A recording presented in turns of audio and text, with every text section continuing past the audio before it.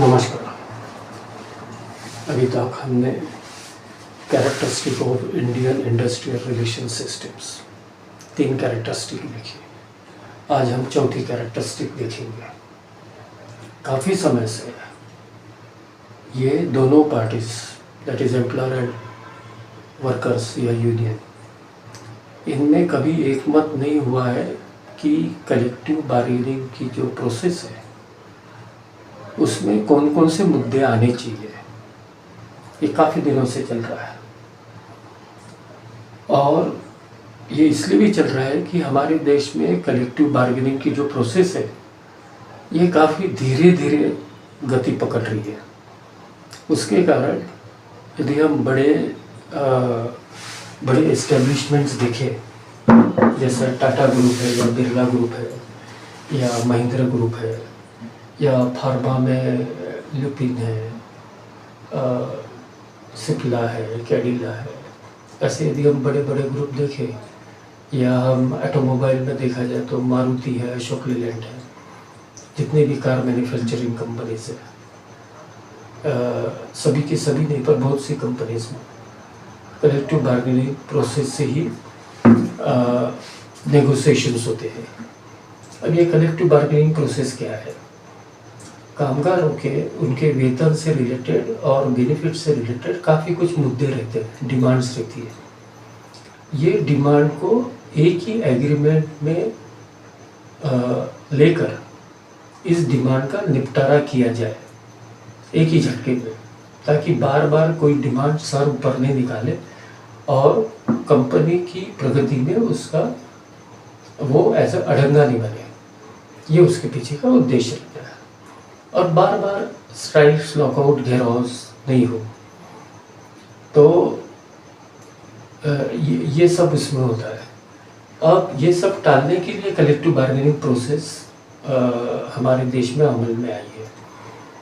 फिर भी यदि ये बड़े ग्रुप छोड़े तो बाकी सब छोटे ग्रुप में उनको कंपलसरी आर्बिट्रेशन के लिए जाना पड़ता है।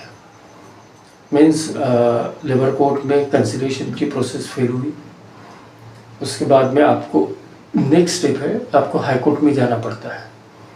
तो हाई कोर्ट में यदि नहीं जाना है तो उसके पहले सरकार आपको मीन्स दोनों पार्टीज को सजेस्ट करती है कि आप वॉलंटरी आर्बिट्रेशन के लिए, अपना कंपलसरी आर्बिट्रेशन के लिए जाए। कंपलसरी आर्बिट्रेशन में आर्बिट्रेटर सरकार अपॉइंट करती है, उसमें आपका कोई चॉइस नहीं रहता। जो आर्बिट्रेटर अपॉइंट होगा उसके सामने आपका मुद्दा पेश होगा, उसके ऊपर डिलिबरेशंस होंगे और एक निष्कर्ष निकाला जाएगा। और आर्बिट्रेशन का जो निष्कर्ष रहता है, जो ऑर्डर रहता है, उसको अवार्ड कहते हैं। तो ये हमारी एक चौथी स्पेशलिटी रही। पांचवी स्पेशलिटी ये भी रही है कि जब कभी ये बार्गेनिंग होता है मालिक और नौकर में या एम्प्लॉयर या ट्रेड यूनियंस में, ये काफ़ी सेंट्रलाइज रहता है। दूसरे देशों में ये डिसेंट्रलाइज है।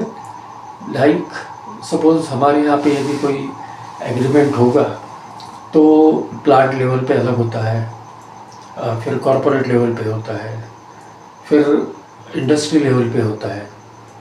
अब वो इंडस्ट्रीज जो एक से ज़्यादा स्टेट में नहीं है या वो इंडस्ट्रीज जिसका उत्पादन ऑल ओवर इंडिया के नीड का नहीं है, उनके तो प्लांट लेवल पे हो जाते हैं।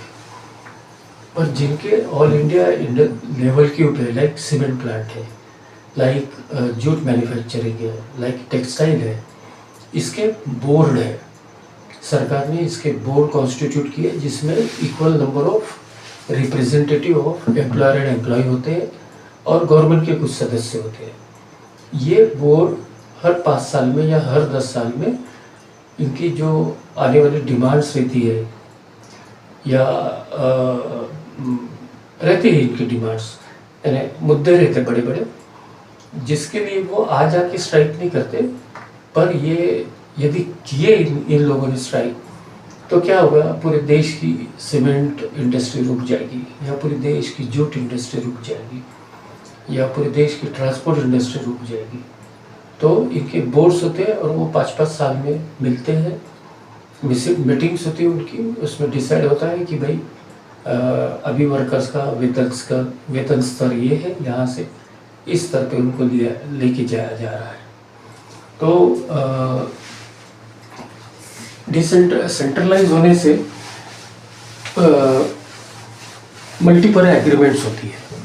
प्लांट लेवल पे अलग एग्रीमेंट होगी, कॉर्पोरेट लेवल पे, शॉप फ्लोर लेवल पे एग्रीमेंट्स रहती है। तो इसके कारण भी जिस गति से या क्या बोलना चाहिए, जिस इंटेंसिटी से ये इंडस्ट्रियल रिलेशन सिस्टम हमारे देश में पनपनी चाहिए, वो पनप रही नहीं है, और यही हमारी खासियत है।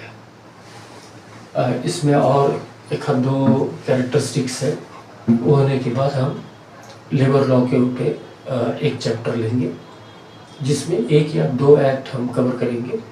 अभी इनिशियली शुरू करते समय हम एम्प्लॉयमेंट सर्विस से रिलेटेड जो एक्ट है, that is industrial employment standing order act, ये शुरू करेंगे।